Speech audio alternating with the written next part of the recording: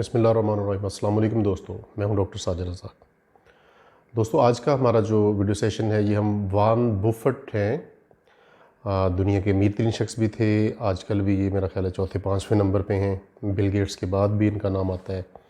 अब तो आजकल तो अमेज़ॉन के भी चीफ़ एग्जीक्यूटिव जो हैं आई थिंक वो टॉप पे हैं। तो बहरहाल ये वारन बुफे जो हैं, वारन बुफे भी कह सकते हैं, वारन बुफेट, ठीक है। अच्छा, तो ये अमीर तरीन इंसान है जी दुनिया के। आज हम थोड़ा सा इनकी कही हुई अक्लमंदी वाली बातें, विजडम वाली बातें, इनके कोटेशंस, छोटे छोटे कोटेशंस हैं, 4-5 हैं, तो उस पर हम आज बात करेंगे।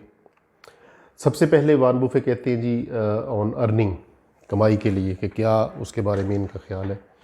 कहते हैं never depend on single income, make investment to create a second source.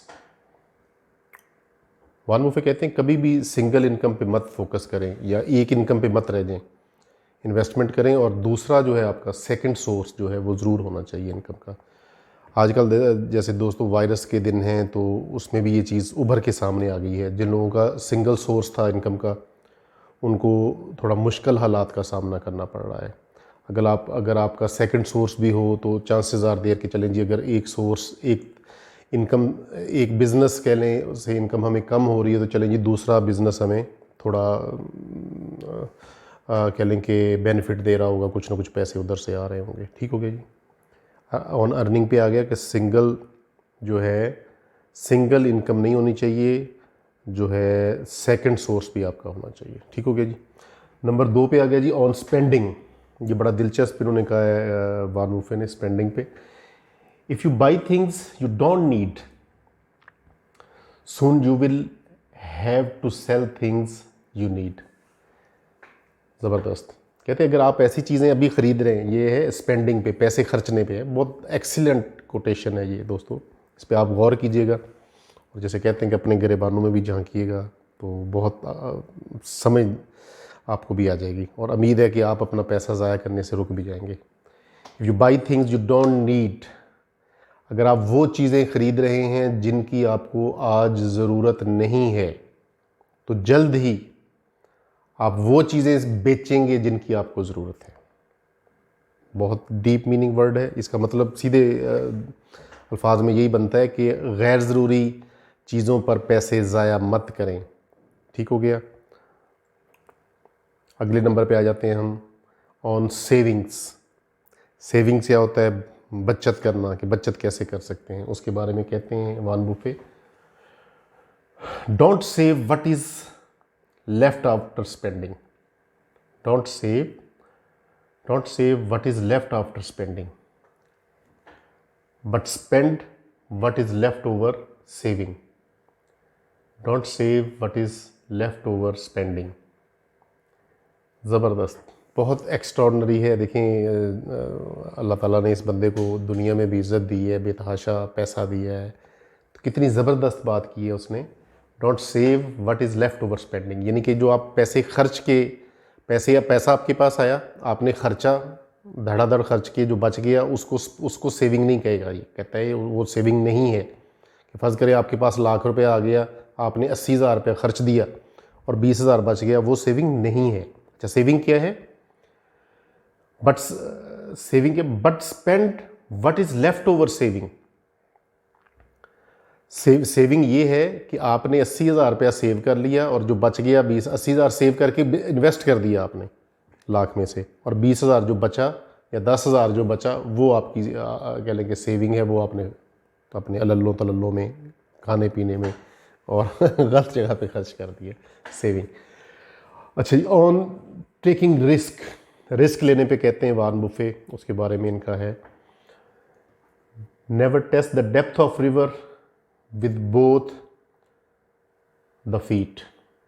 Never test the depth of river with both the feet, यानी कि कभी भी दरिया की गहराई को दोनों पैरों से मत जांचें या नापें।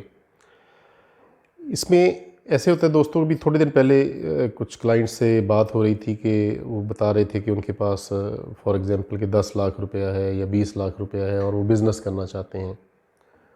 तो इसी कोटेशन के समझ लें उसी का है कि मैं उन्हें कह रहा था, बता रहा था कि अगर आपके पास 10 लाख है तो सारे का सारा पैसा आप यकदम बिज़नेस में मत लगा दीजिए। 100% इन्वेस्टमेंट आपके पैसे की नहीं होनी चाहिए। 25% से स्टार्ट लें। अगर आपके पास 10 लाख है, 2-2.5 लाख रुपए से बिज़नेस शुरू करें और उसको फिर एक्सपेंड करते जाएं वक्त के साथ साथ।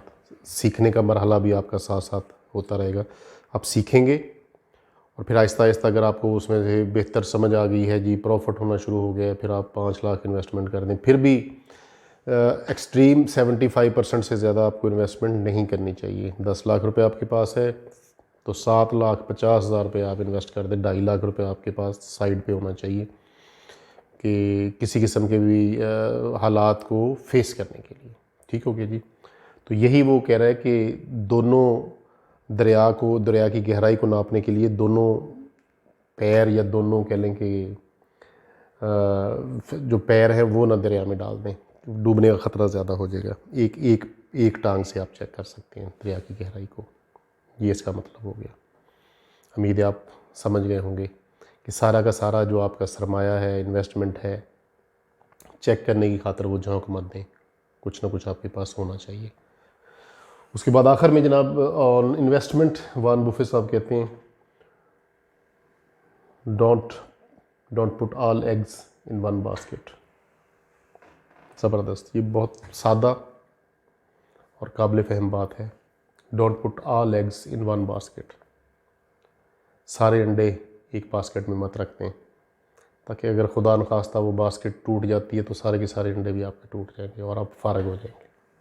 वही बात दोबारा रिपीट होने लगी है कि 10 लाख है, 10 का 10 लाख आप एक बिज़नेस में एक बास्केट में मत रख दें कि अगर खुदा न खास्ता, कुछ भी हो सकता है दुनिया में, मतलब कुछ भी हो सकता है, खुदा न खास्ता अगर वो सारे पैसे ज़ाया हो गए क्योंकि वो आपकी कुल असासा था तो आप सड़क पे होंगे। फिर वारन बुफेट साहब के ये 5 चीज़ें सबसे पहले अर्निंग पे थी, फिर स्पेंडिंग पे, फिर सेविंग पे, फिर टेकिंग रिस्क पे, फिर इन्वेस्टमेंट पे।